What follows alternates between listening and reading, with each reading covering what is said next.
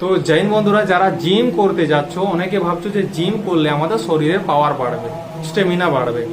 তো দেখো, তোমাদেরকে আমি সেখানে বলি, ছেলে হোক বা মেয়ে হোক, রাত্রেবেলায় অন্তত কেউ জিম করতে যেও না। কারণ সুরক্ষা কোথাও নেই। বর্তমানে যে পরিস্থিতি দাঁড়াচ্ছে, নিজের সেলফ ডিপেন্ড নিজেকে শিখতে হবে, যেভাবেই হোক, সে বাড়িতেও করো বা যেথাই করো। এরপর ব্যাপার হচ্ছে, যেখানে তুমি জিম করতে যেতে, সেখানে সে ট্রেনারের কি নীতি সেটা তুমি আগে দেখো। আজ রিসেন্টলি তুমি একটা দেখো, যে আমাদের পূর্ববঙ্গ কলকাতা সাইডের এক ট্রেনার খুব আমাদের দেশের সেনাকে গালাগালি করেছে। সেটা নিয়ে রোস্ট হয়েছে, ভিডিও ইউটিউবে ভাইরাল হয়েছে অনেক লোকের চ্যানেল থেকে। পুলিশ তাকে গ্রেপ্তার করেছে।